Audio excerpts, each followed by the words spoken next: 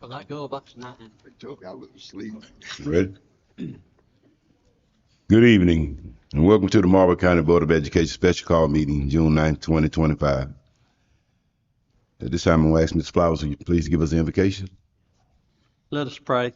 Heavenly Father, we thank you once again for this day. We thank you for all the blessings in life. We ask you to just guide us and direct us as we conduct business for the Marlboro County School District. In Christ's name we pray. Amen. Amen. All please stand for the Pledge of Allegiance. Pledge allegiance. To the flag of the United States of America and to the republic for which stands one nation, under God, indivisible, with liberty and justice for all. You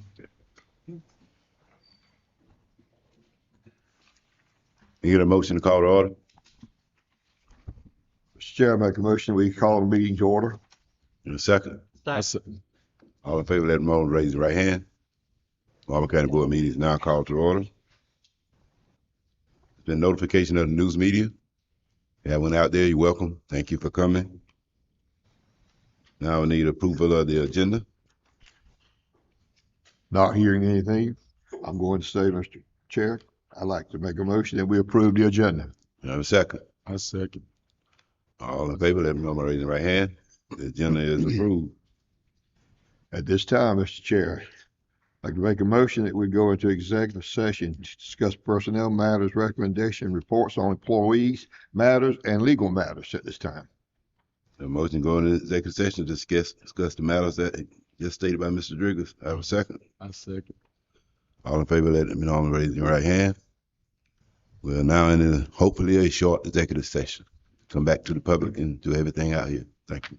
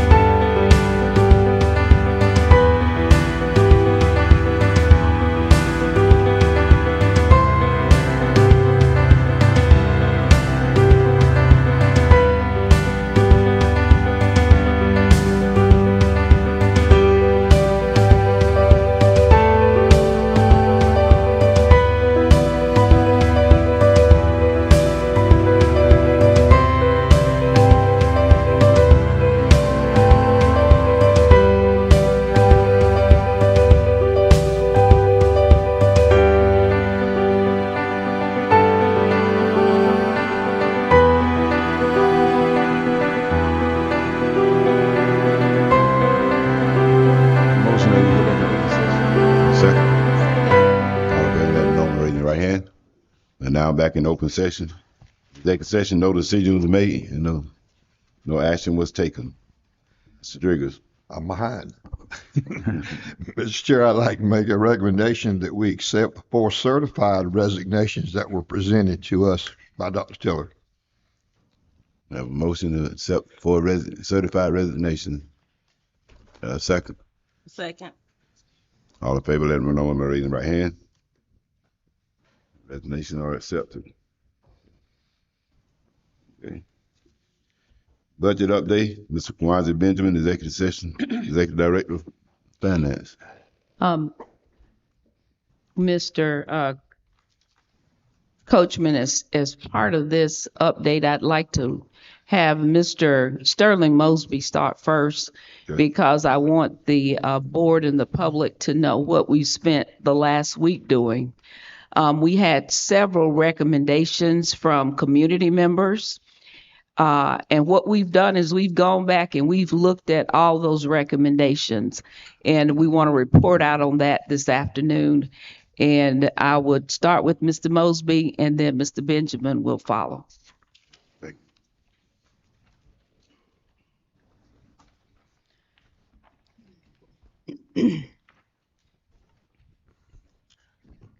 Good afternoon, Mr. Coachman, Dr. Tiller, members of the board. Mr. Benjamin is providing you the same information that I am going to present to you this evening. A part of that information involves reduction in force, which are RIFs, and the other part will review some of the recommendations that we have received. When we looked at reduction in force or a RIF, for RIF to be implemented, we would have needed to start this process in about January.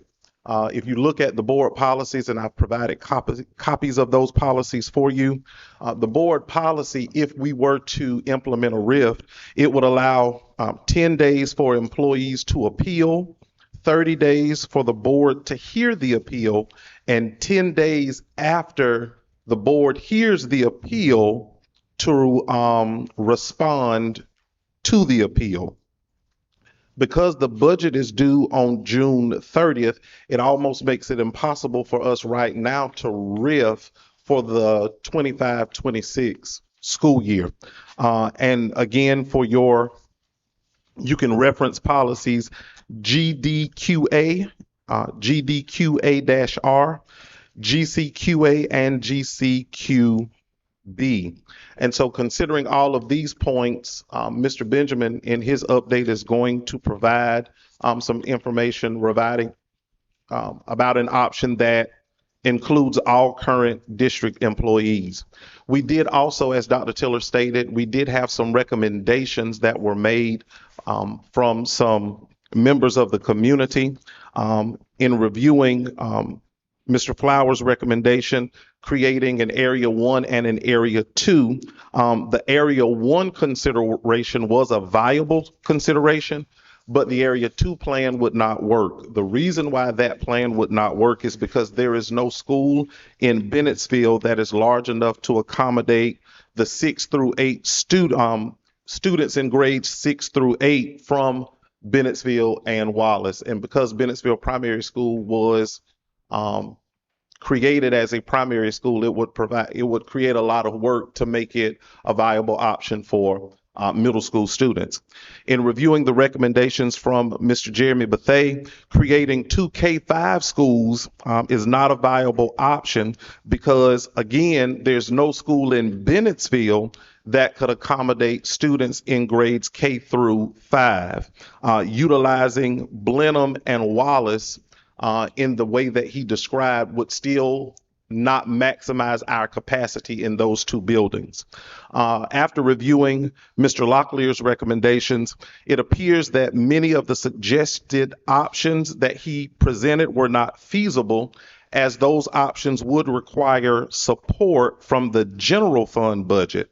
And additionally, several of the recommendations that he presented are tied to federal funding, which comes with specific guidelines and there are restrictions on how those funds can be used. Thank you, Mr. Mosley.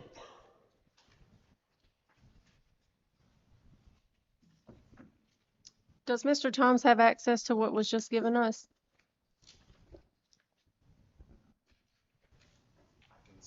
We can email it to him. Okay.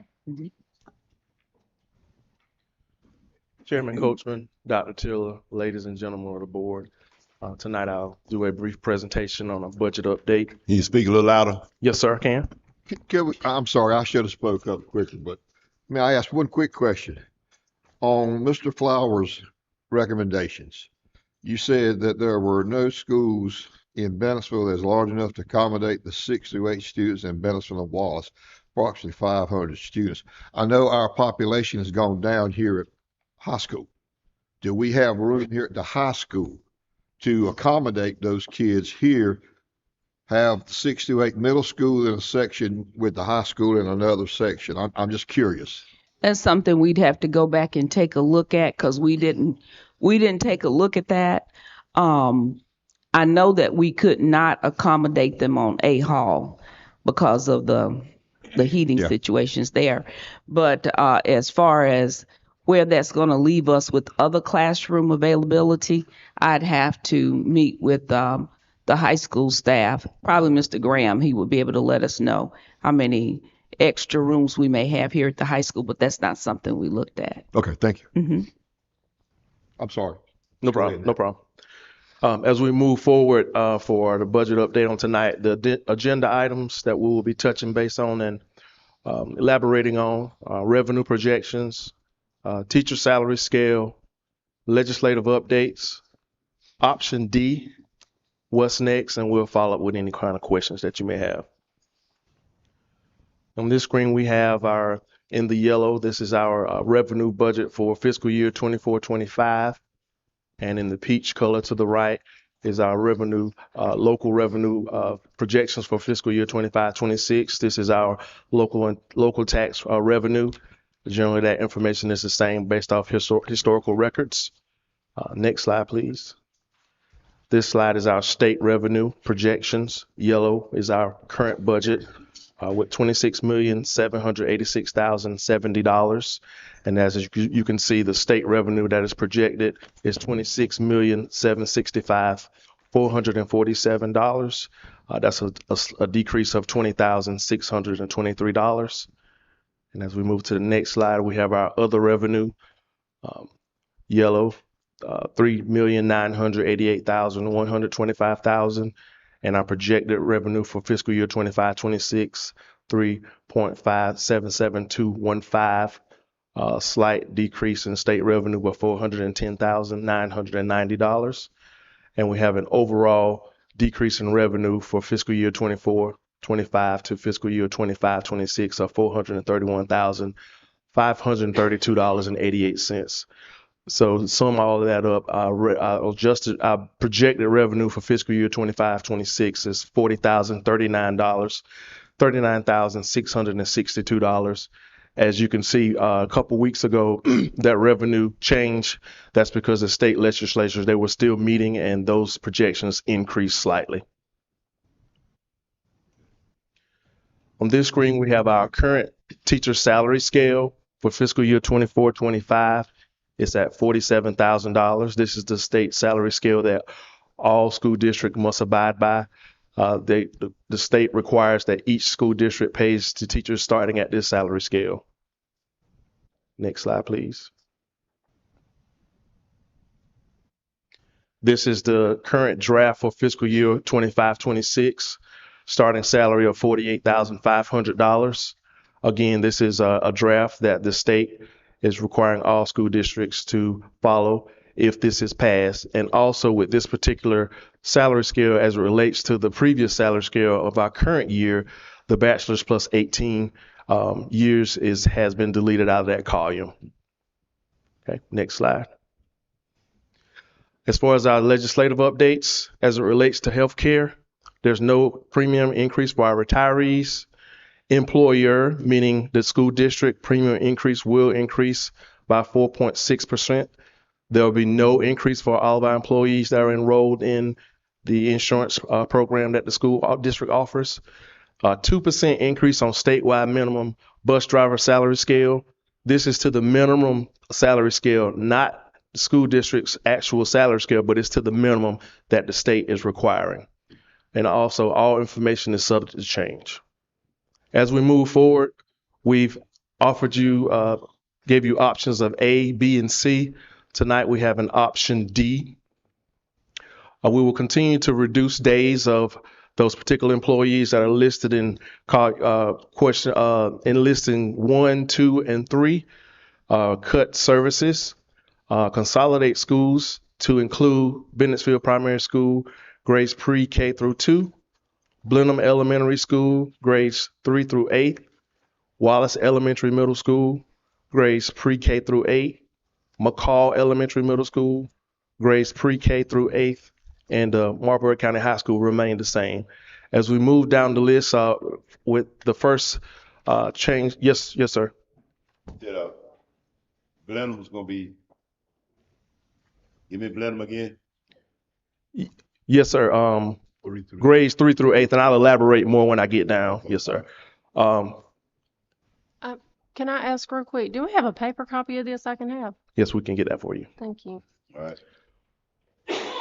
For number 1, assistant principals and bookkeeper days will be reduced from 240 days to 220. Number 2, guidance counselor days will be reduced from 240 days to 210 days. This is for our elementary and middle school counselors. Number 3, receptionist days will be reduced from 240 to 220. Number 4, 14 positions will be reallocated from our general fund to federal funds with a savings of $1.5 million. Number 5, close BIS and CLIO, consolidate positions and repurpose the CLIO to house Head Start and an early learning center. BIS will be used as a district professional development center. Pre-K through 2, students from CLIO will be relocated to BPS. This will be possible because 3rd graders from BPS will transition to Blenheim. BIS would close and 4th and 5th grades would transition to Blenheim. Revenue projections increase for Marlboro County school districts to $40,039,662.12. Attrition changed as of last week as we will proceed to fill vacancies in-house. Option for alternative program to move to BIS. Can you go back one second, Mr. Davis? Current AMI facility will close and be offered for rental, and also an option to freeze all salaries with the exception for our teachers, which those funds are provided by the state to assist with the shortfall. Next screen. And with these calculations, our budget will be $40,730,701.51 with revenue of $40,039,662.12, which gives us a shortfall of $691,039.39. With eliminating of services, a potential savings of $1.9 million, which of course savings is not revenue. This is based off what we would have spent if we continue with those services. Considerations for making up this $691,000 budget shortfall, attrition, and school and division budget cuts district-wide. Question. Yes, sir. So you're saying basically all the facilities will be in use. Clio will have a early childhood and Head Start. And what about the at BIS? You said BIS would be, I think it's the professional development. That's development. Yes, sir. What about the AMI students? We've looked at that 2 different ways. One, AMI remaining where it is, or AMI being For the BIS. to BIS, yes. BIS. Mm-hmm. So basically all schools will be operational and we'll have 3 middle schools, McCall, Wallace, and the Blenheim. Right. Why are we not using the BIS for offices for our district staff like yourself and instead of a development center? Well, we know that in our curriculum office, that's where we normally hold professional development. And in the current building at the annex, we only have one small room about the size of the room in the back there that's glassed in for professional development. Um, we talked about moving the district office there possibly. Even if we do that, it's going to take time. Right now, we're 5 weeks out before school starts back. So in order for us to move the entire district office in 5 weeks, we could spend all our time just doing that, and we really can't I right understand that, and I'm not that concerned about now. Mhm. time frame of moving. I'm more concerned on what we're planning to do with the buildings. And I just think for what you're saying, professional development, how many times are we going to use that building? Can we do both? Can we house some of our district offices there and do professional development? And I know that you're saying that it's going to take you time to develop that plan. But No, I'm saying to you, yes, we could do that. We could do that. And as I said, we've also looked at moving our alternative program there as well. So there's several different things we can do with BIS. because the figures you're showing me up here do not include closing that old post office down. You're not showing me any savings that we will have if we close that old post office down and move you guys out. The tech hut, for example, I don't know if it wants to move or you want it to move, but it's sitting out here in that little building. It's fine if we move every building that we're in as serving as a district office buildings, but even at that, we're gonna have to run them until we can move out. I understand that, but there still will be a savings if we close those buildings, correct? It'll be some savings, Okay. we still will have to find some additional ways to cut some expenditures. Okay. And I'm just trying to make sure if we're going to be doing this, that we're utilizing everything to our highest capacity is all I'm trying to figure out here in my head. Okay, Yeah. thank you. Okay. Okay, Quick question. yes, sir. So in this, can you bring the slide back up for me? And our option with Head Start in the Clio area. So that's the only option for Head Start is going to be in Clio, or how is that? We were looking at Head Start as being able to use part of the school in Clio. And once we can get our early childhood development center in place, then we would use the other half of it. Okay. Now, once we get it, any anticipation, any time frame, like where are we at for is the latter part? What's the time frame on once we get it? Early childhood development center, Yes, ma'am. that's going to take some time as well. Okay. Some time being. Head Start would be more immediate. Okay. Do we have any kind of time frame, or we just seeing how far out? We Okay, do not at this time. Yes, ma'am. Another option, 6. Do we compare or even contrast with the saving? Cause we just saying we're going to close it, but one particular time it was the opposite way. So do we compare anything in regards to BPS or Clio? Did we compare the numbers if it go either option, either route? Maybe closing Clio School or BPS. Did we compare? No, before? we can't close BPS. We couldn't close BPS and move them to Clio because we have too many students at BPS. Okay, one time it was an option. No, the option was for BPS to go to McCall.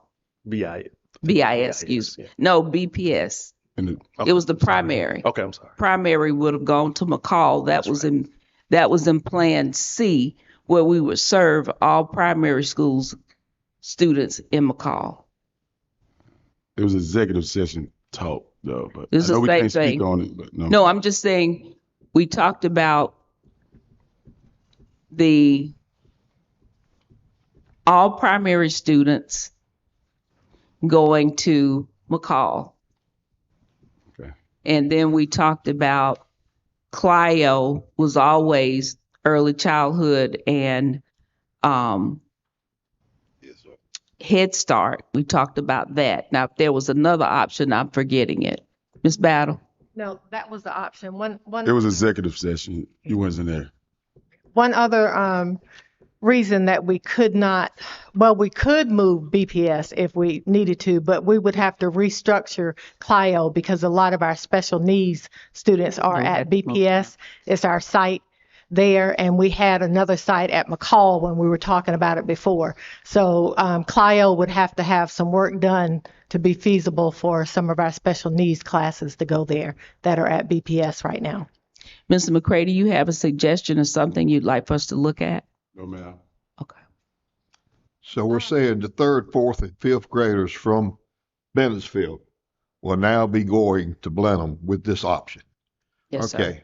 And back up one slide. And again for Clio. me. Well, that was my question. Clio And will be going as well. Clio's going to go to Blenheim and all that. Now, what would that do to the student population at the Blenheim school? Have any idea what kind of numbers we're speaking of when all those kids show up? We did, but we were within capacity of the school. I can't remember the exact numbers. Do y'all have those? 698. Was 698? Mm-hmm. Thank you. Okay, and my next question would be, we're already moving the 6th, 7th, and 8th graders from Bennettsville to Blenheim. So what kind of time frame are we talking about transportation that those 3rd, 4th, and 5th graders are now going to be on the bus to get there? Mr. McNeil? That's same time frame we're already utilizing. It What is that? we added in 10 minutes from the schedule that they're using now. It'd be 10 to 15 minutes added. 10 or 15 minutes? Yes. We're added to what time they are doing now. And when the bus pick them up from their stops, they're gonna go straight to Blenheim with them. So that's just a 10 to 15 minute ride up 38. So we're adding how many kids though? How many kids are this route? Because if it's 10 minutes for how many additional kids? No, we're running the same routes. So the same. So We the pick the kids, same kids up, so we're running the same bus routes. so just to venture off 200 kids is 10 minutes. No, you got different buses. You're utilizing several different buses, and they go in areas and pick those kids up. Once they go in that area and run their route, Yes, sir. then they'll drive straight to the school with that child. Just like when we pick up in Clio, we got those 2 buses running in Clio. Those same 2 buses will go over and drop off in Blenheim.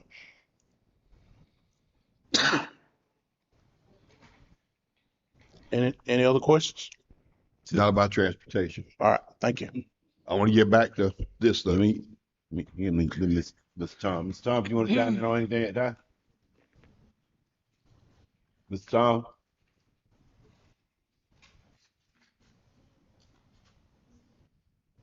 Mr. Tom, I don't know if he can see that. is he mute?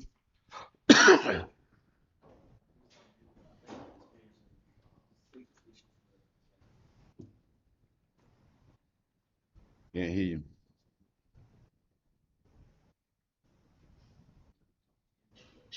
Huh?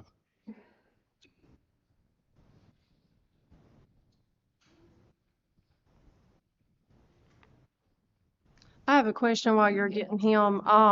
In Clio, when you're talking about an early learning center, who exactly or what type of student exactly are you talking about? We're talking about 4-year-olds, 3-year-olds, some 3-year-olds, and 4-year-olds. So it's like a preschool. So we can address the literacy piece and the learning to read. First of all, we've got to make sure that they're being exposed to reading material and the standards earlier than when we get them in kindergarten. And they're technically termed pre-K3 and pre-K4. Right. Okay, I got a question too while we're waiting then. On the days that we're reducing from 240 to 220, for example, the assistant principals and bookkeeper days, we go to school 190? 180. 180. 190 for teachers, 180 for students. Okay. But why do we need someone there for 220 days keeping a book or an assistant principal if we're only going 190? Could we cut that 220 back even more to save a little more money? I'm asking you, is that feasible now? You could do it, but then what we're going to do, we're going to leave the schools kind of bare because we still do have traffic in and out. So we felt like with the I see like receptionist days from 240 to 220. I'm asking, is it Right. feasible to cut it back more? No, I would not with the receptionist. We still have parents and people that come in throughout the summer that need help. Okay. And so usually the principal's there and we'll have someone up front. Okay, and I'm gonna ask you a question that's been asked to me over and over and Okay. over. Can we cut that district office back some? The personnel that's in it, can we move those folks back for some days to save some money in our district office? Do we have any room up there? We was initially told that we waited too late with rifts, but I'm gonna question that later. Well, I wouldn't suggest you do it because if we cut them back, I don't know who's going to do the work because we all are doing more than one job. So if I cut anybody back in finance, then we're not going to get payroll. If I cut anybody back in HR, then we're not going to have teachers and people ready to get started because right now we got 5 weeks to start school over and we're running summer school at the same time. So I wouldn't suggest any of it. We're pretty lean as we are now. Okay, I'm If just I could- asking you questions. Oh, that's no, asked no, of no me, problem. because No, everybody no, I wants to know, understand. if you're gonna cut teachers, why can't you cut in the district We're not office? Why cutting can't- any. We're not cutting any I teachers. know we're not cutting teachers, but everybody in the public doesn't know that. Oh, but we're not When cutting they're- any teachers. When they're asking these questions, I want Right. to make sure some of them get answered because, it's hard getting hemmed up in church. It is. Well, I also, I know I get hemmed up at churches. Mr. Driggers, if you would, I also, with the district office, there are reports that are tied to our federal funds as well as plans that have to be in. And if we don't get those plans in, if we don't get those reports in, we don't get those monies. Okay. And then you get those de-obligation letters that say you have to pay money back. And that's what the public in Marlboro County needs to hear. They need to hear why you're not doing that instead of not telling anybody. We need to let them know why we're not doing this stuff. I got another Right. quick question. I'm going to shut up here in just No a problem. minute. That 1.9 that we keep talking about, slide it somewhere. I saw it, cutting services, 1.9. Is that included in any of this at the end No, over 600,000? No, sir. short? Savings is not revenue. We put that in there because those are the amount of funds that we actually spent on those particular savings. So what we're saying, services, what we're saying moving forward, we wouldn't be spending that much because we'll be cutting those services. So in a sense, that 1.9, that budget of 46,265 up there. All right, the 1.9 is already in that? Or No, in it's that? not in there. It's not in there. Savings is not revenue, so Okay, you can't all add right, that in okay, there. Go okay. ahead. It's just, All right. Yep. Thank you again. No problem. No problem. I'm a hush for a few minutes. Y'all go ahead. No, you're fine. So, Mr. Davis, can you go to the next slide? I think we're at, go back one more, two more. One more. All right. I'm ready. Number 10, option for an alternative program to be moved to BIS. Current AMI facility will close and be offered for rental. And number 11, an option to freeze all salaries with the exception for teachers to assist with the shortfall. And the next slide, that'll bring us at a shortfall of 691,000. We will continue to, with elimination of the service, that's $1.9 million in savings. And considerations for making up the shortfall, attrition is continuing, and we'll cut budgets across the district at the school level and the division budgets to get to that shortfall. I guess I lied to you.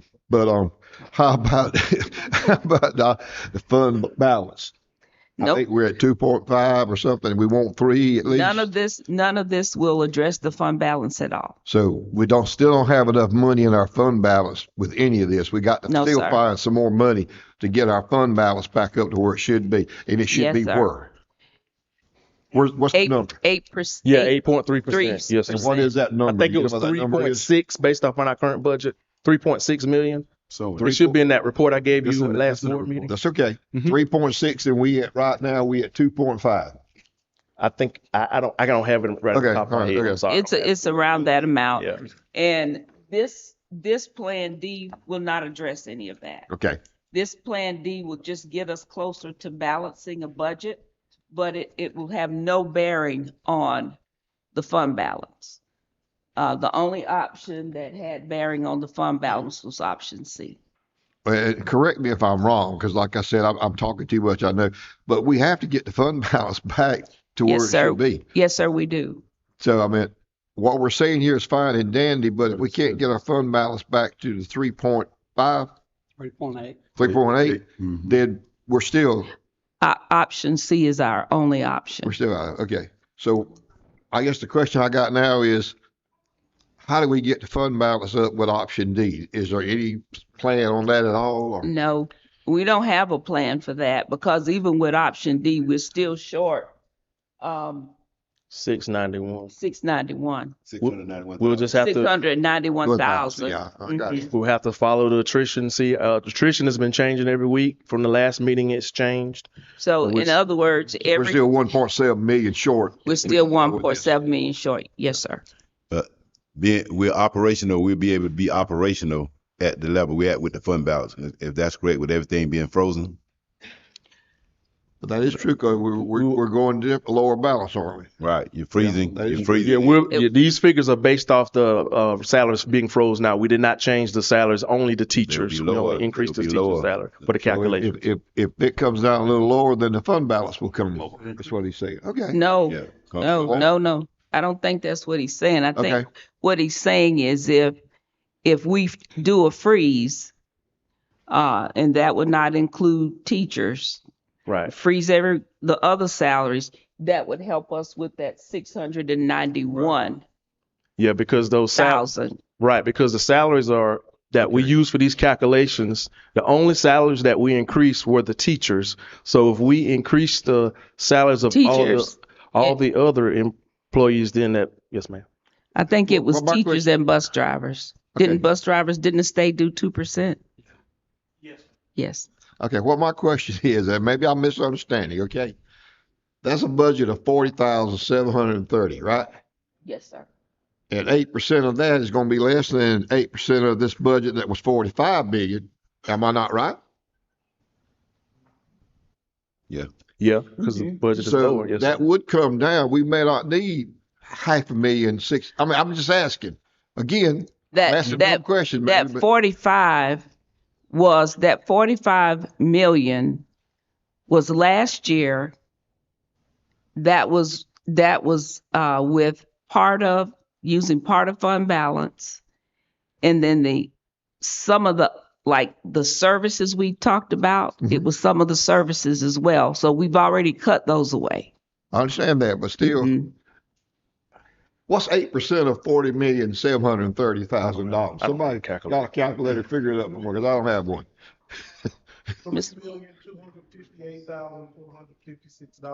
$3.2. So we're at 3.2, and we have 2.5 basically in our fund balance now. So we're looking at $700,000. 600 something. So it's not going to be as much as we were talking about just a few minutes ago. Okay. Okay. I'm just trying to figure it all out. And we could operate that close. So. I don't like operating that close, but we may have to operate that close for a year or two. You're right. Next slide, Mr. Davis. What's next? I believe what I'm hearing is that we still don't have very much choice. But we can pick our schools, because the way it looked, the way it sounds, I know C was a viable option that we voted down on our last meeting. But I hear the plan that C, it looked like it's gonna put us a couple $100,000 people in our plan C. But if that's a compromise, I'm willing to go along with that compromise. But I would think we can, I think we done waited a little late because all the contracts been signed, and you can't really move any teachers or get rid of any administrators or anything in this point in the game, because contracts have been signed and been turned in. And I think we're in a position now that we're gonna have to go ahead and act. And I know it's a hard political decision for some of us, because our constituents probably been calling and probably stopping you on every corner you want to go on. But at the same time, we have to look at that we only have 5 weeks to act. And the longer we kick this can down the road, time will be winding down, and we will push the district in a bind for getting our children ready for the upcoming, school year. And we are realized too that we still got to get our curriculum straight and all the other stuff to go along with that. Because we need for our staff. I know getting the budget is a priority, but also getting prepared for next year is a priority as well. And I know we talked a little bit about maybe consolidating, pushing some people together, cutting some time and stuff. That's okay. But some of the work that we're talking about is going to have to be ongoing. Because if we short this year, we have to look at our budget. We all have to make decisions by looking at our expense throughout the year. Because next year, we'll still be with the same problem unless we eventually start raising millage so that we can keep up with cost of living and different things that the district going to need. Although reconfiguration will help for this year, but as a board, we got to start looking at as a forecast for the future. We got to start looking past yesterday.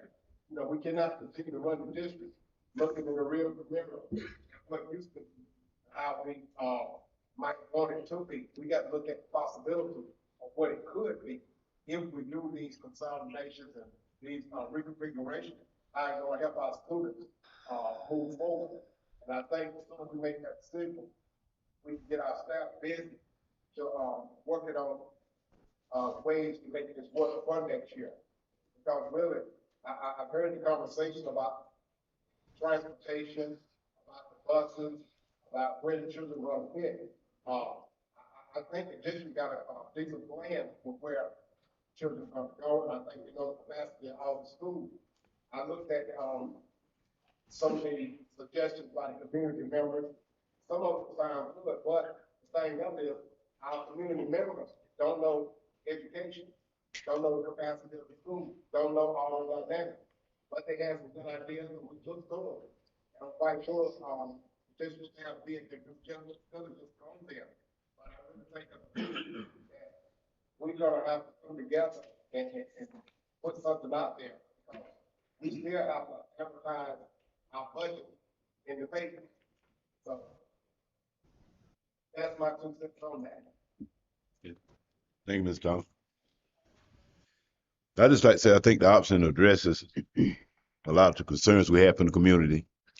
You keep McCall as a K-8 middle school, Wallace K middle school, and the children at Bennettsville that's going to Blenheim, they're already going there when they get 6th, 7th, 8th grade. So it addresses all the issues on that end. The other end is, you know, is bringing us closer to having a balanced budget that I feel like will fall in place in time and to get us close. We're closer now with 600,000 than we were with 6 million. And it's a win situation for us. And but I don't know any other option that could come closer that I heard of to keep most of the people and our citizens and concerned parents, getting them ready to accept it. And us getting ready to accept what we need to go down the road. So that's the only thing I can say on that. I have a question as well. So with vendors and contracts that we have we looked at any that they're cheaper but still provide quality? Have we looked at any of that? No, we can't. The vendors that we already use, we always try to get the best service for the best price that we can afford to pay. So we were not paying an awful lot, but those services for the vendors that were providing services for us, those would be the same people that we'd go to for that type service. So even if we changed vendors, it wouldn't be any cheaper. In some cases, it would be just more. And also, if I can add with that too, with picking new vendors, you have to do a whole nother process as far as if they're not on state contract, put it out for bids, and that'll prolong your time as well. So the rates could change, they could go up depending on how those vendors bid. Yeah. And with the contracts with the vendors, we've already moved forward to cancel those. Reason being, we couldn't wait for the board to pass the budget before we cancel them, because some of them, it states in the contracts, we have to give them 90-day notice. Well, the bottom line is we still don't have the budget balance with option D. I mean, just plain as simple as it can be. We've got to do something a little bit different to get it to balance. We're using option D, and I don't know if option D would suit everybody on the board or not, but you know, like I said, it's just plain. We don't have it, still don't have it balanced. So somebody's got to come up with some numbers somewhere to get it to balance. And hey, I'm not a mathematician, so I don't know it. So who's going to raise their hand, I guess? If you go back to that last option, we will continue to monitor the vacancies. Vacancies drive up your expenditures.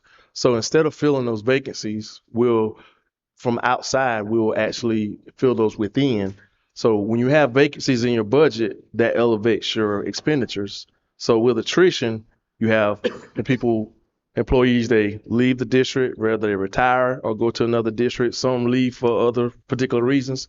So what we'll do is we'll take those vacancies out the budget, and that reduces your expenditures. Also, as it relates to school budgets and district department budgets, we'll look at reducing those based on the student count has lowered. There's some things that we can go in and make some adjustments to that. And as far as the attrition is concerned, when we say we can use existing staff, that would be pre-K through 8. At the high school level, it's totally different because we have to have teachers with specific certifications to teach the coursework at the high school. So that one changes a little. So high school, for example, we have to provide ELA, we have to provide math, science, social studies. If, let's say, U.S. Constitution, if we lost teachers in those areas, we'd have to replace them. Maybe I'm misunderstanding that we can't balance the budget on what we anticipate happening. With a teacher leaving or not replacing them. We've got to balance the budget with what we got. That's true. But for example, we have vacancies right now. Last time, I think it was like 15 vacancies. And we know if we don't fill those, then that's going to be savings.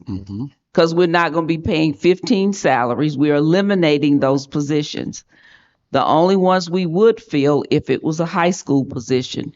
But elementary and middle, we would not have to do anything as far as filling those if we reconfigure the schools, because we're going to have more than enough teachers. That's option D and that C? Was option C. It's option C. Option D, are we going to have those same 15 vacancies that you're anticipating? Or yes. So we'll still have some vacancies. Was that included in this money that we just saw? The vacancies, yes. Yes. So it's irrelevant. That was not a figure up there. We considered those vacancies in already, not filling those. Right. Okay. So like I said, we can't spend on that. Okay. All right. Has anyone spoken with the county council on what they're going to do with the philo tax that they were determining if they were going to withhold it from the district this year? When we met with the county a couple of weeks ago, we attended a revenue workshop. Millage, yes, ma'am. In millage. And things didn't look too well. And so we never talked about fee in lieu of or what they were going to do with that. They're trying to figure out other things themselves. I think one thing that was mentioned was maybe furloughing. So my question is, when they make that determination, if they make that determination to take that away from us, that's another 1.2, 1.6 million we would need. I don't know how much they're anticipating on taking, but if they take it, of course, it would definitely affect our budget. Do y'all know when that meeting is? Do you know? I don't.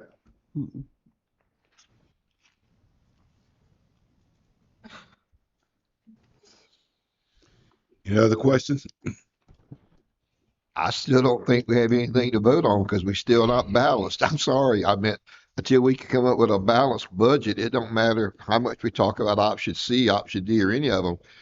Somewhere along the way, we've got to get a balanced budget. And as Dr. Taylor said, the only one that's been presented so far is option C, and that's not a very popular option right now within our county. So I'm not sure about this one, but Right now, the way I see it, Okay. option D is a better option. It brings a closer balance to the budget. I'd like to see if we can find a way to, we got to find that other money. exactly.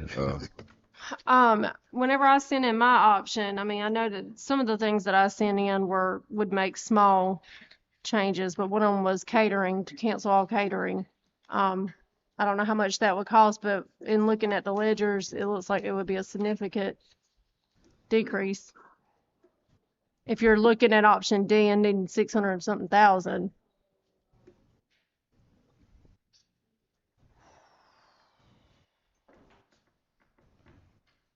And also a question I had about the traveling. Yeah, I realize that the state mandates that some trips be taken, but does the state cover the entire trip when it comes to the hotel, food, mileage, everything? They cover the entire expense. Okay, because I was asked that also. Okay.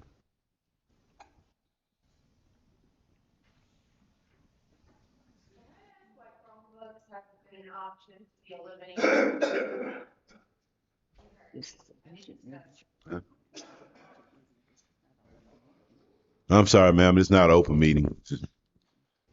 Um, It's for- Can I ask that though? I mean, that's a good, I know partially the answer for that. I mean, she's asking why Chromebooks haven't been explored. The state mandates that we use those, right? In certain programs. So I don't think that we can eliminate, am I correct? To eliminate Chromebooks, we would be going backwards in our instructional programs. Every district has one-to-one technology that they use with their students. And so for us to take the Chromebooks away, we're crippling our students. I'm just letting you know what the facts I are, think in the technologized world we are. because everything is Technologized. we use the technology for it. So that's the reason we have the Chromebooks. If you check other districts, they'll let you know whether they're Chromebooks, MacBooks. They have some type of device where their students can work on devices at home and testing. Because in the state of South Carolina, when we do standardized testing, it's all on the computer. Right. We and don't do that's those what I was getting paper and at. pencil anymore, correct? Mhm.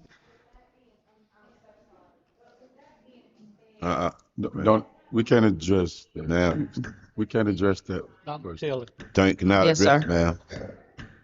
I see we're 691,000 short here.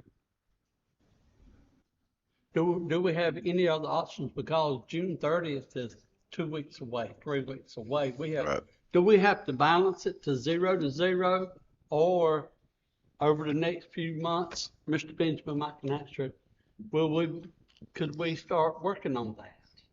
It's, It's I, anticipated. I don't know where this is even anticipated. This is Yeah. what we're anticipating receiving. But if you're asking me, do I think we may start getting monies from other sources? No. I think, I may not be wrong, but Ms. Flowers asked, can we operate up under this Plan D, where we're at with the fund balance, and hope of getting where we need to be sometime? It won't be balanced. It won't be balanced, and we will not have what the state requires us to have in our fund balance, because D doesn't address fund balance shortfall at all. So another question I had was doing the early center in Clio, how much would that cost the district to do that? We don't know right off. See, because to start a early childhood development center, whenever you're starting something like that, we're talking about at least a year of planning before you actually implement. And so that's when we would go through and outline everything that it would take to get that up and running.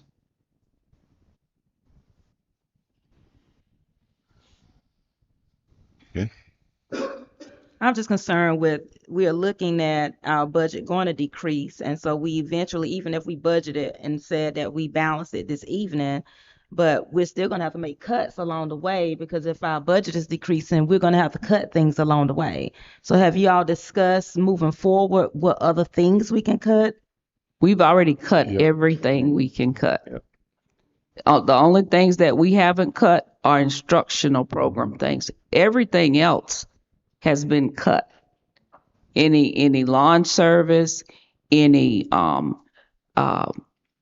Kelly service. Kelly services, and it just goes on and on. Every service, outside service that we were using, that we paid from the general fund budget, it's been cut. We've already cut those. So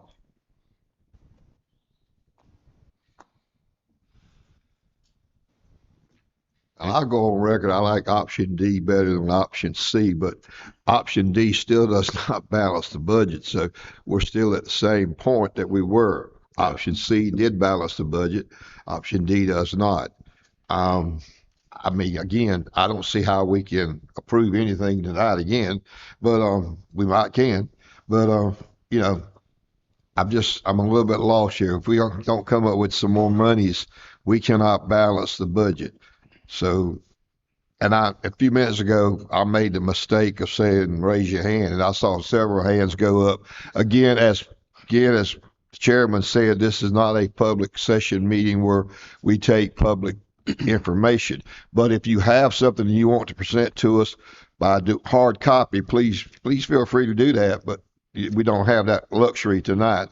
But we still hadn't got the budget balance. So, I mean, I don't know where we go here. We got to do a little more work.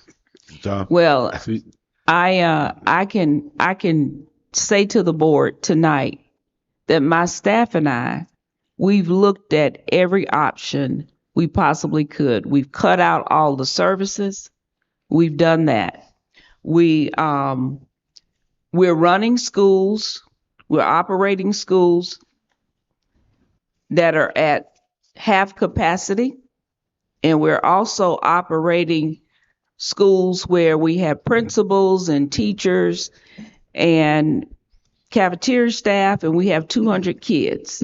In some cases, we have 170 something kids. And the issue is, I wish we could leave everything exactly the way it is, But we can't. but we cannot, and balance the budget and replenish the fund balance unless we start school with plan D and we start riffing people and start planning to riff by the middle of the school year. And I don't think we want to do that. Maybe the only option. That is an option, though. That's an option. It's an option that I would not like to exercise, but that's the board's decision. It's not mine. I think that the employees in the district, I think they need their jobs. And I think that's something that I would love to be able to avoid. Okay, Dr. Taylor, since you actually got back on that point in regards to RIFs, the only thing I would kind of recommend in regards to RIFs, if you can't, make sure we exhaust the attrition portion then. So you can have something to kind of say, you know, if you're already doing 2 jobs, maybe you're doing 3 now. So it won't seem as though you're going to have to double up somewhere. So RIFs is kind of the only option we have. But if you're saying they're going to do more than dual roles, it's kind of the only thing we have left at this particular point. Well, we already have that going on. And I think it's always been that way. But I think one thing that I'd like the board to consider is the longer we go without a budget, The harder it is. well, not only the harder it is, the more we're going to continue to lose teachers, because that's what's happening. We are losing teachers because we don't have a budget and they don't feel secure. I'm not sure Michael Thomas can hear us. No. Mr. Chair, Yes, There sir. you if go. I could, speak for a moment. Go ahead, We're Mr. looking at, well, we're looking at, and I know I keep hearing the word that the budget is not balanced. $691,000 short on Plan B, and I know Plan C we were short too. But I think if they're looking for a balanced budget, why don't we just go ahead and do what we're gonna push them out? Whatever we showed in Plan C or Plan D, just plan for a millage increase. 10 mil, or 10 or 11 mil increase, give us that $600,000 we need. We can only do 8 mil, okay? So we take about We can only do 8. We can But only do long 8 as we mil, don't right? get there, here's increase in tax. Because That's all true. the suggestions I'm hearing about cutting away, journals, stopping trips and all this stuff, you're not gonna come up with money like that. You can monitor that throughout the year and maybe cut something throughout the year off of that if possible. But we can't take away professional development, things that we need to move our students and our staff forward in their job. We can't do that and look at, we might save from a meal here or there. That was really a drop in the bucket. I think we're gonna have to, push it on in out and let the state take some more, interest in this by means of a tax increase. Because if we cut all the employees that we can, we've shifted things and we're moving students and we are configuring. What we're doing now, we're trying to get ourselves ready for the future. And I hear a lot of comments, but some of that is backwards. You know, we can't go back into the past. We're gonna have to plan a route to move forward. And I think moving forward, stakeholders gonna have to pay. You know, we're gonna have to raise tax millage, and I think these plans, whatever we show them, I think we need to pass the budget with a, tax millage increase. That's all the other way around. So, To go ahead and do it. You know, these small suggestions, they might please some of your constituents because you bring it up before, but it really does not solve the issue we're at. We're gonna have to make our, decision. And I think, with the plans they got in place, with a millage increase, we would balance the budget. I think we can only go 8 meals is the highest we can go. Am I correct on that? Not sure. I'll have to find out for you. That's my understanding also. 8 meals would be the max. But you can do a tax increase and anticipate that will help balance your budget. 8 meals is going to be what? 480, about $500,000, Yeah. I think, something like that. So you can do that in anticipation. But I don't know. I'm asking. isn't the county talking about doing a millage increase or they're also? Yep. And then we get a percentage of that On their increase? Also. They're talking about doing a millage increase of Not cost a per millage vehicle. increase, but they're doing a reassessment. This is a reassessment year, if I'm not mistaken.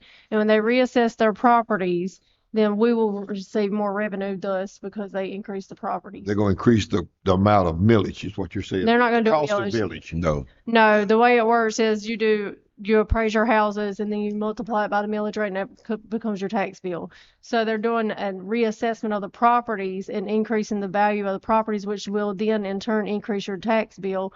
So therefore, we will get more money from the tax revenue next year I think that's what I was trying to say. They're going to increase the value of a mill. of the houses, not a mill, Yeah. of properties. Dang. Well, let's go. Okay, maybe I'm not understanding this. We only get X amount of meals per operation of the school district. The county can increase the millage all it wants, but we still gonna get. I think it's 33. I think it So- is. So that's all we're gonna get. So for simple. But the millage rate has to go up. It has to be worth more than $60,000 per meal. That's what I'm saying. For us to Right. give you more money. Am I right on that? So what I'm saying is, you got a house worth $100, we would get $75. I think it's 75 cents on the dollar. We would get $75. They increase that house to $200, we would get $1.50, whatever it is, the math. So they're going to increase the house values, therefore we would get more money because the values of the houses went up. We get more tax revenue. That would be worth knowing. And I Yes. feel like we probably need to table this entire discussion until the county decides what they're gonna do, because if they increase it, then that affects how much tax revenue we get, and Well, we Yeah. can't table it and No. wait on them because Oh.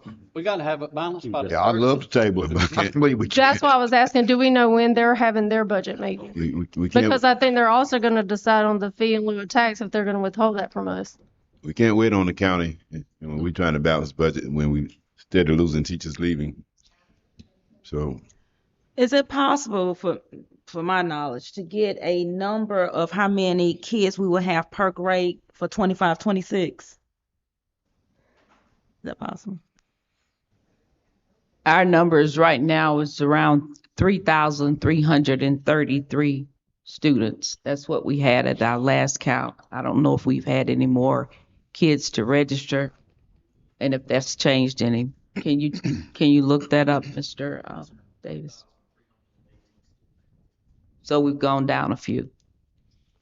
Okay, maybe I'm a little dense, but I didn't hear an answer to my question a while ago. If we're $600,000 short and we do a millage increase, does that affect our budget immediately, or does it affect it after the mill is generated? It's what my question is, because we can approve an 8 mil increase in taxes, but if it don't affect the budget, we still gonna be short tonight. So the bills will go out, around Thanksgiving, and people will start paying them by January, and we'll start seeing an increase in revenue starting in January or November. Am I correct? When they start paying their bills? Yeah, Tax bills are due January. That's when January. payments Right. start coming in. But as So- far as the turnaround time, as far as putting an increase in millage, I don't know how long all that takes. You don't know whether it'll affect this budget or not right this moment. Right, that's correct. I don't That was my question. Yes, sir. Okay, all right.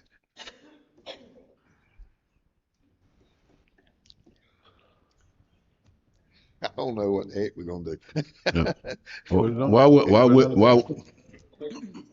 why wouldn't we know? Go ahead, Mr. Tom. Mr. Tom. In the past, whenever there's been a village increase, when a budget is passed, only thing you do is balance your budget, and whenever the mills increase, rate, and that's the way it's passed. It doesn't matter when, but as long as you put it in your budget, you can balance your budget that way. Because if the county is working on their budget, even if they increase the millage or whatnot, they'll decide at the same timeline we are. They'll have theirs complete by the first of July as well. So it doesn't matter who do the tax free. We got good economy ourselves that we can raise our own taxes to make our budget made. And if the county raises it and we have too much, we can always go down.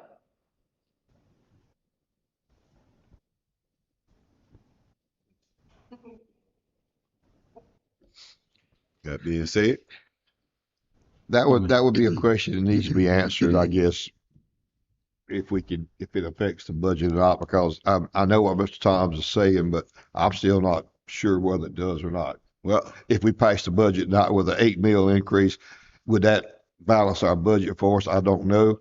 Will it be it's been something that we can do and go forward with? I don't know.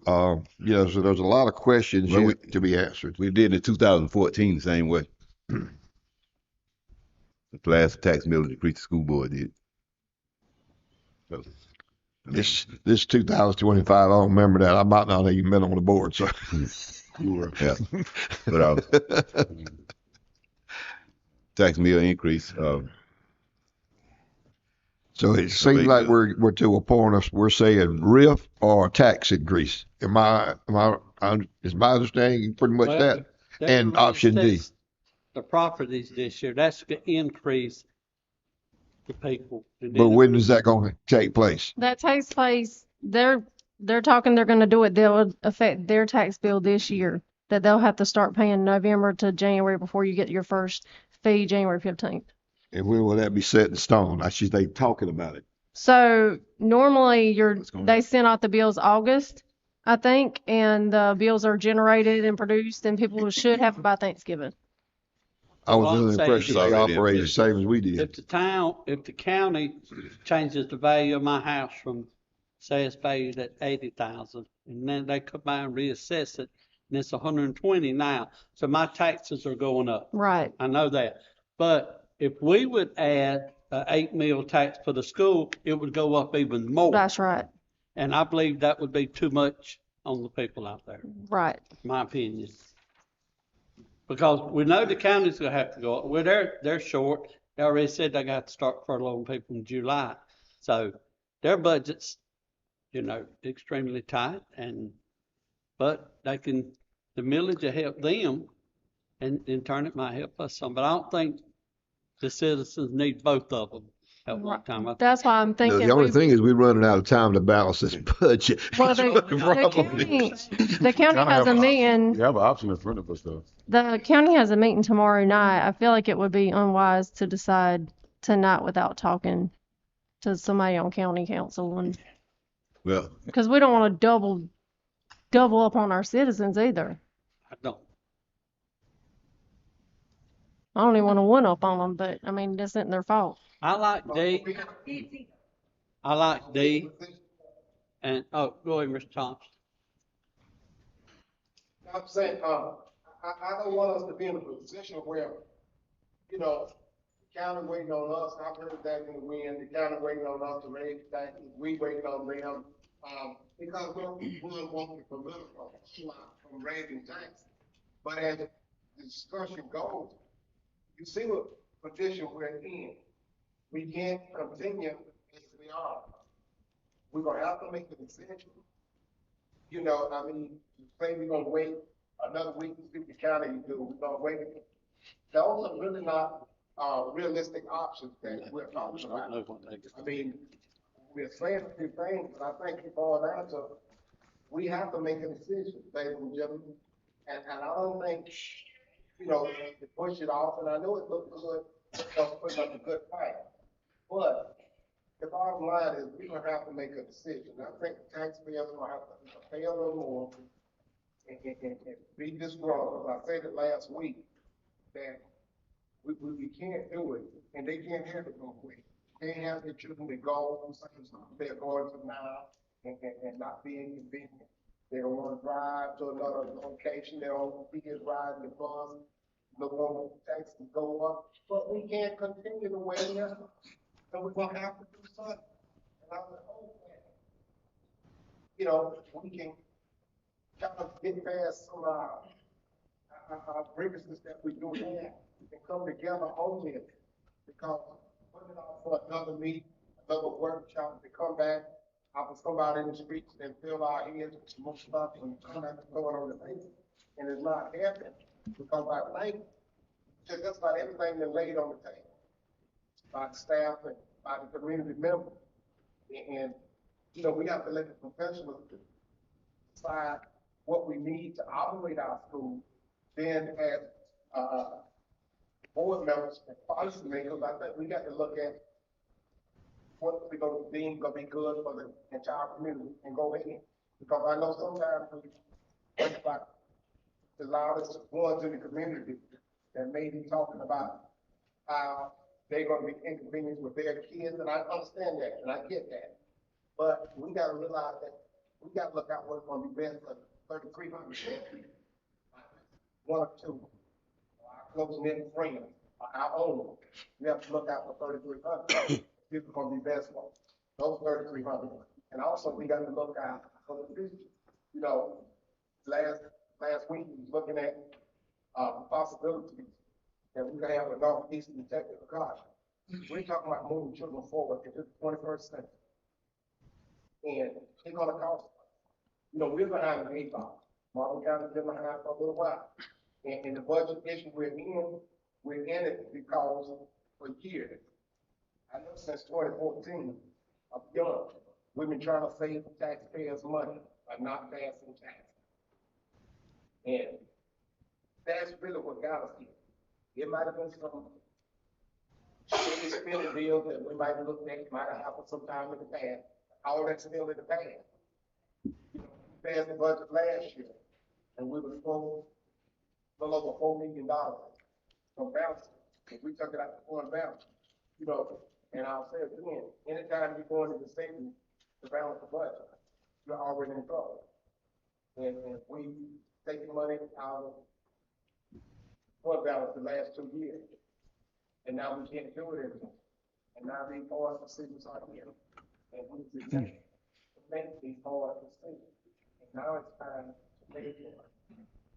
I think that's what we need to do. Yeah, but it all, and it's also time to take it. Based on one meal, say for instance we had a house of $50,000, and what would an 8 meal increase cost that increase? How much tax? Anybody got A meal in this county is 65,000. So if you do 10, that'll be 650,000. So probably No. talking about another. I'm talking about how much tax on that one house for worth a house. I'm not sure. I don't know those calculations. $8, $9, math. Per. Is that $3 per meal, $5 per meal? That would be a question for the auditor's office. Yeah. All right, and let me say this too. I know Mr. Flowers and I think Ms. Pruitt both have shown concern about 8 meal tax increase. I think 8 meal tax increase, if I remember correctly, I could be wrong, but I think 8 meal tax increase is per budget year for the school. In other words, we don't have to do 8 meal to, when we do it. We can do 4 meal and come back during the budget year and increase it again 4 meal if it's not working. If it is working at 4 meal, we don't have to do 8 meal. It is for budget year, calendar budget year for the school. I think that's correct. If I'm wrong, please find out for me and correct me, because I have been wrong before. But I think that's what it is. So we don't have to do 8 meal, one big wad. We can do 4 meal. We can do 4 meal and say, for the next 3 years, we're going to do 4 meal increase every year. There's different ways to do this thing, but we haven't increased taxes since 2014, and we're talking about RIFing employees. I mean, it's a tough decision. We either get rid of the people that we grown accustomed to and want to lead our education forward, or we tax the people that's paying them. So that's a tough decision. Oh, Mr. You said a meal is 60,000? 65,000. 65,000. Yes, sir. So 4 meals would be roughly $250,000, right? Yes, sir. Okay, so 4 meals, $250,000, and option C only has the gap of $250,000 from being balanced. Yes, sir. That's correct. So to me,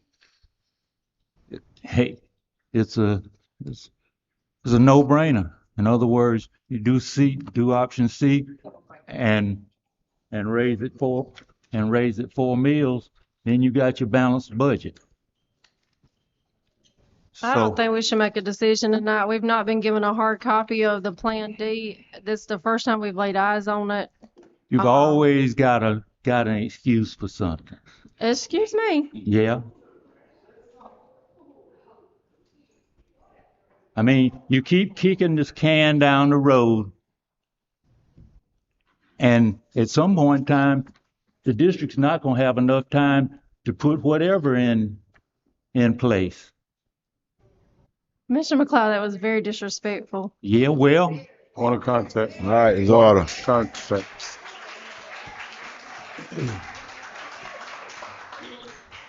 All right. Say for instance, Let me ask one question. yeah, Mr. Flowers. Is it possible? I like the D plan, except we are 691,000 over budget. If we went with D, where we could pass the budget, and then over the next couple months, we'll know exactly how many teachers we've lost, how much tuition we've gained, and then look at it further then. Or do we have to have it at 0 to pass the budget? Unfortunately, unfortunately, the financial strain that we're in currently, we can't take anything out of fund balance. Also, you got to. You're not saying taking anything out of fund balance. I'm just saying, after all the teachers are in place, all the principals are in place, and we look and we think we're gonna have 15 slots where we might have had 25. And maybe at that point, we could look at, I know Dr. Tiller and I know they've worked tirelessly trying to help us get this budget where it needs to be. Okay. But Could we pass, if we pass Plan D, could we move forward with this first reading on Plan D and have Dr. Tiller work on other things that could get, where we can get the 600 something thousand before we have our second or third and final reading? Read that one more time for me. We would like to have the first reading so that we will have a plan in place that we're going that satisfies everybody. Only thing we're looking for now is the money part.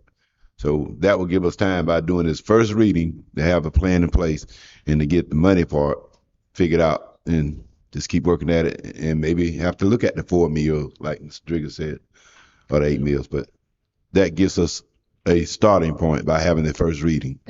And may I add, Mr. Coachman, an option has to be picked in order for us to move forward. That's what I'm saying. We're at a standstill. So yeah, exactly. That's what I'm saying. Depending on which option you pick, finance and HR and the senior team, we will know how to proceed moving forward so that way we can get to that first reading. So right now, the only viable option we're looking at, C's been killed, is D. That gives we get everything that most of the citizens want, the parents want, and the board wants. You know, we got 3 middle schools, we got the elementary, we made the moves, we made the cut. So option D is still on. Also, another thing, Mr. Coachman, I think it would give us some stability in the district. Absolutely. Because a lot of staff now are uneasy. Exactly. This is contract time, and I know a lot of them's possibly looking. If they don't know, you know, you got a family, you got bills, you could go to where you know it's stable. So I just think it'd be. So I think I think you're right, Mr. Flowers. The best thing to do is to get a first reading on this option. It's not even on the agenda to do that. Yes. How can we vote when it's not on the agenda as a business action item? It wasn't advertised as such, and Mr. Sweat, I'm sure, would be present if he knew we were voting. Well, I think we voted last week when the budget session and the agenda read the same way. From the last session, the board did ask if we could go back and see if there was anything else we could do. And that's the reason we brought forth D. Because before it was alluded that there was a lack of transparency because we shared other plans with the board in executive session. We're just sharing D in open session with everybody from the beginning. And so to be transparent, that's the reason we did that instead of even going over it with the board in executive session before bringing it out. I appreciate into that. public. I do appreciate that, but to be handed, not even handed, it's just presented to us, and we haven't even had a chance to look at it in front of us and analyze it and think about it. And I just don't think it's wise for us to vote on something we've just been given. Ms. Pruitt, only thing I do is bring the information to the board that they asked me to bring. I have nothing to do with when you vote or don't vote. I wasn't implying that you did. Good. Okay.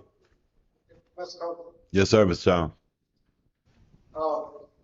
You know, I hear some of the concern, but, you know, when we're at, you know, after the last meeting, a lot of people was sending in requests that we need to meet to work out some things. This is the meeting to work out things. And once you work things out, you can go ahead and vote. Because, you know, if we come together and we're presenting information and we're all around the table to voice our opinion on it tonight as we hear this information. And as an elected official, a lot of times people don't get information. I mean, taking it home to look at what children are going to go to what school, you already get that information tonight. And a lot of times when we take it out, we don't have anything to say at the table. But once we get the over, we get a whole lot of input on people in the community about what was on the table. And we're the one that have to make the decision. I think we got the information we need to move forward. And as a board, you can decide what you want to vote on as a board. Anytime your board is together, and this my opinion, That's you right. can make an action item. If you chose to do that. So I don't think we got to go out because everything that we vote on is not always on the agenda. Everything that we discuss, but it don't always be in the action block. Because as a board, you can move to do that. And you won't be out of line because you have this on the agenda as a discussion. Exactly. This is a workshop. My concern is the number of grades that's going to be at Blenheim School of Discovery. What are we looking at as far as administration? How many? How are they going to be housed? Is one a set of grades going to be upstairs, another set of grades downstairs?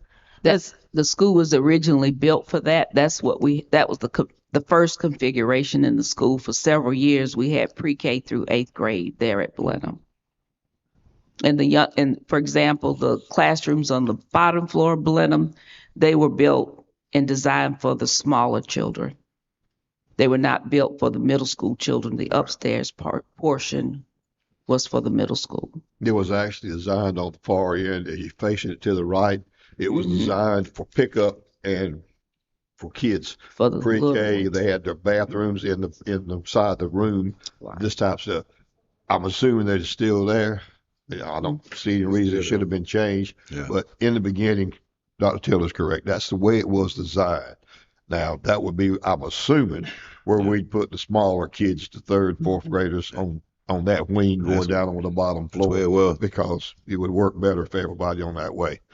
But, the problem that I have with what, like you, I'm thinking I heard Ms. Battle might have said 698 children. Is that what she said? That's the capacity of the school. That's the capacity. That's the capacity. Capacity. Oh, okay. We don't have that many going. When we looked at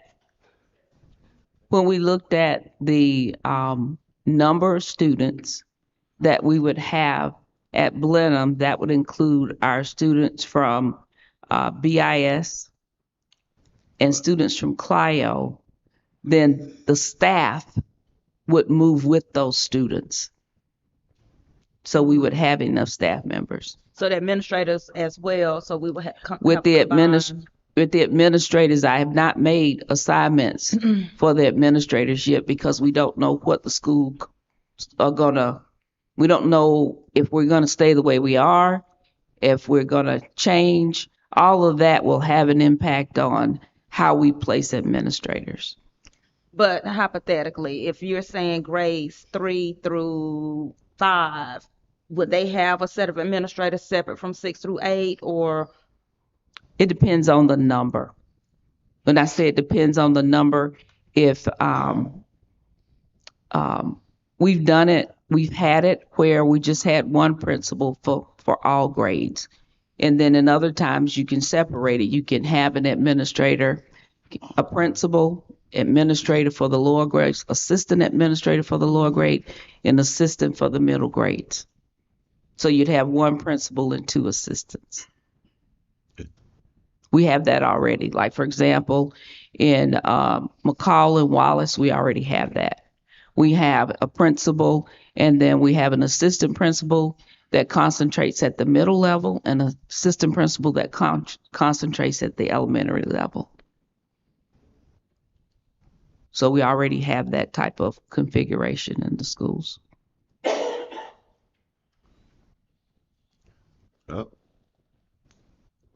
And one more thing, when we have a budget workshop like this, what we would approve tonight would be the first reading. First reading. For the option D for the Marlboro County School District. And when we come back at our next meeting, again, as someone stated, public input, whatever, we can come back in and we say, okay, we've had several people question why this is being done. We bring that up, we look at it, we see if it's a viable point, then we can approve again.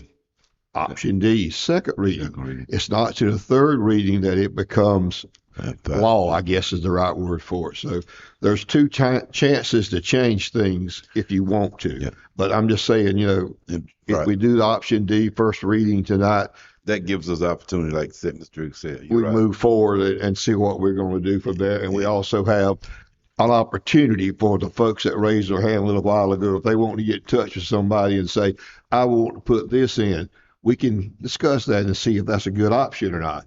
Again, like I said in the past, there's only a few of us up here, so I know there's some ideas out there, and bring them to us. Let's see if they're worthwhile. And at the same time, that gives the district time to see if they can find anything else or something, some more money come in, some more through attrition or however. And I did want to mention that I did receive an anonymous letter that had several different grants. Those grants that are listed on our State of Education website, they sent me all of those grants, which we're already aware of those. But because we have ATS and CSI schools, we don't qualify for those grants. It's only 1 or 2 on there that we qualify, which we've already been working on applying for. But I appreciate it. I don't know who sent it to me, but I appreciate you sending the list. We're well aware of the list. However, there's only a couple on there that we can apply for, that we qualify for, because we're already receiving assistance from the state and the federal government for those schools that are under CSI and ATSI.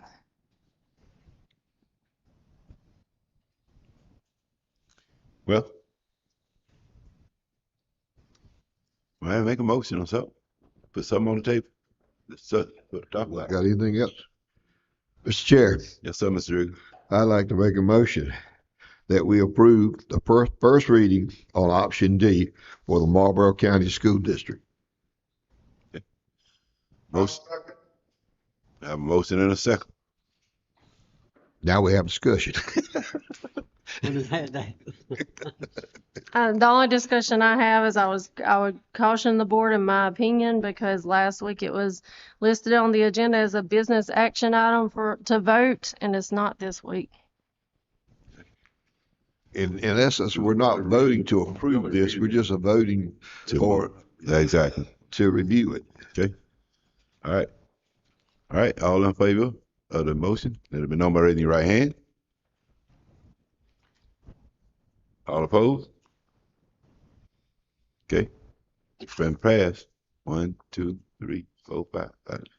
Let me say one more thing. Now, we approve First reading. option D, first reading. That does not mean you cannot bring something back and Right. add it or whatever at our next budget meeting. So please don't feel like we're approving this option D as it stands. It can be improved upon, it can be changed, but you just got to bring it to us and show us why it's a better option.